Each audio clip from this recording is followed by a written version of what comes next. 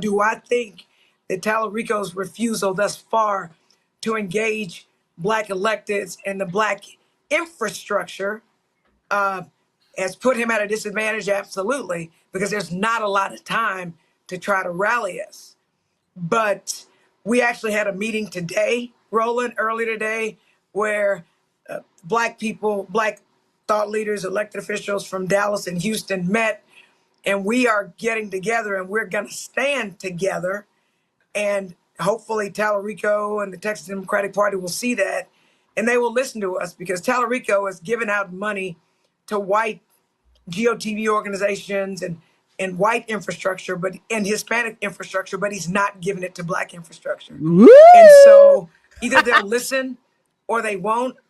Again, even though I knew I could lose votes, I did it anyway, because sometimes in life you got to pick a side, and I need to know if the Texas Democratic Party is going to pick our side. I did speak with Kendall Scudder, the chair of the Texas Democratic Party, and he told me he would be meeting with me. Again, meetings do nothing if we don't have action into it, but I have already told them, Roland, they need to pay for Black infrastructure. They need to pay for media with you and not just CNN, and other people like you.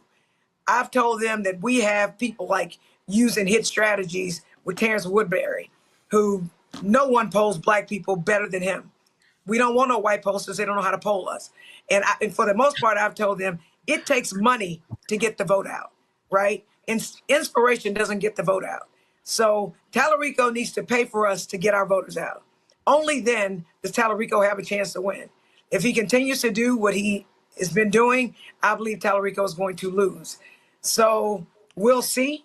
Talarico's campaign has not reached out to me, even though the most talked about speech from the Texas Democratic Convention, from what I see on social media and from what I hear, is the speech that I made, because that's the big elephant in the room. Because again, Talarico and everybody statewide and the Democratic Party has a Black problem, whether they acknowledge it or not. And inspiration is not going to get us to the polls. All right. She's got to pay to play. You got to pay to play. All right. And you heard what she said. Talarico don't give a damn about y'all. He don't give a damn about y'all Black folks in Texas. You know what he cares about? Trans. Take a look here. This is clip 9. Something that you love that's not family or friends.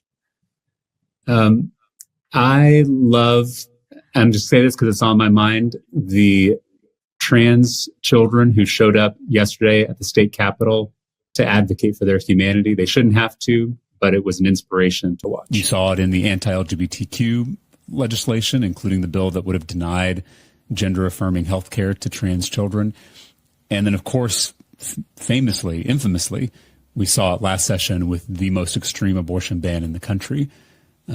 All these ideologies stem from this Christo-fascism. We use the word movement. privilege a lot. I think maybe a better word, at least in this conversation, is responsibility. Because I think you and I have a greater responsibility to love our enemies. So that those trans kids that show up at the Texas Capitol to just advocate for their basic humanity, so they don't have to. I can't. There it is. This is the legacy of Obama Democrats.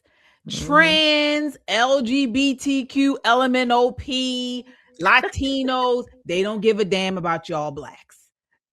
So folks, that was Texas State Rep Jolanda Jones at the beginning. All right.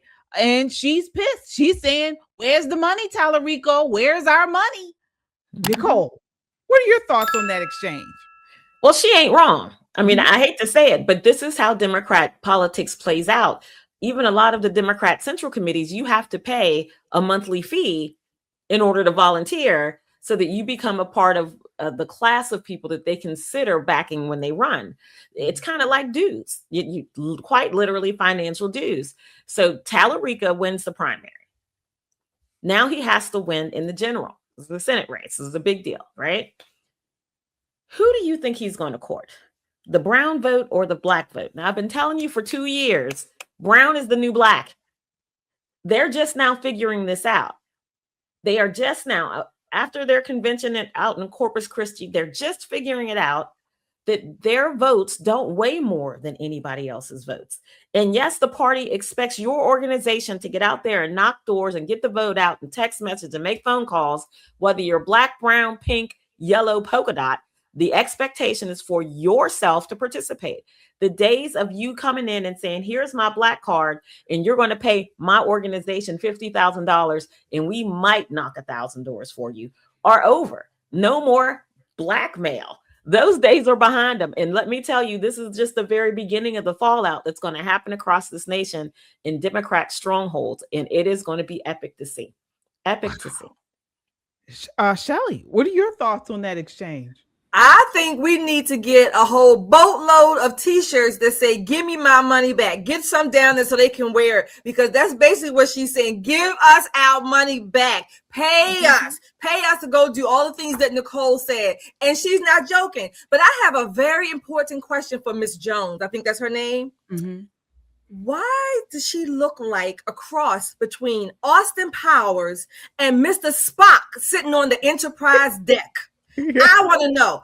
I just want to know how she came up with that look. I mean, I just want to know. But anyway, nevertheless, when she tells me that, I will be so honored to just understand that. But then these people they look like clowns, and basically they're saying, "Hey, pimp us out. We'll do whatever."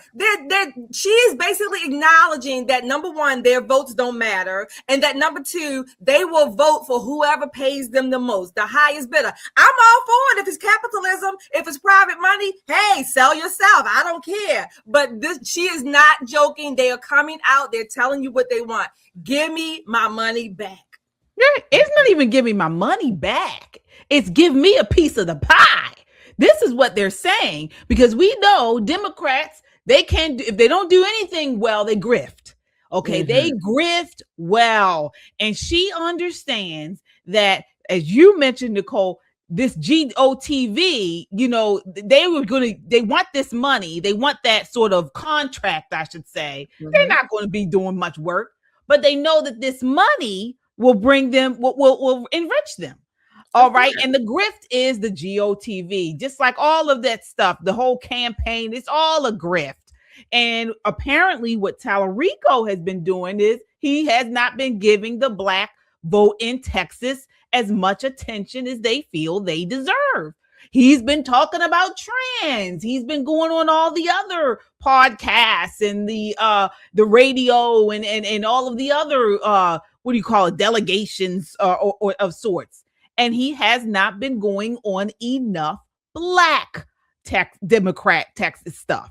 So when you think about that, KJ, imagine yourself a candidate, okay? And Texas has a large Latino population, very large white population, and a very large black population. I mean, it's very diverse. But black people vote for Democrats, period. Whether it helps their communities, don't help their communities, whether they get paid, they don't pay.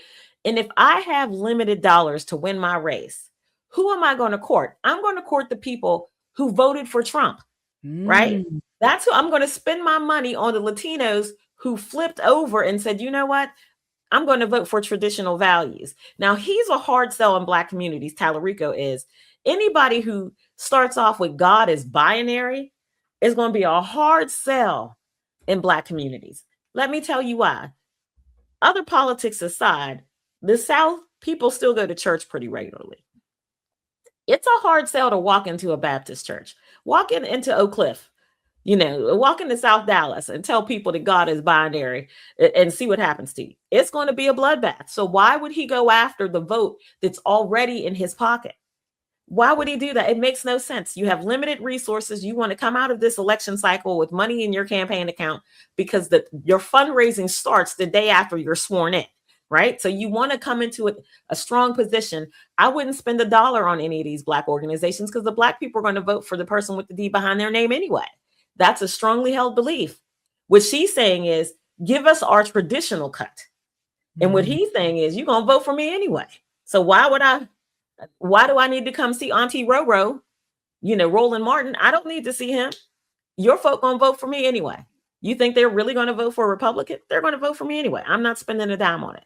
And I don't blame them. I mean, With those glasses that big, she should be able to see the future and know he's going to lose anyway. There's that.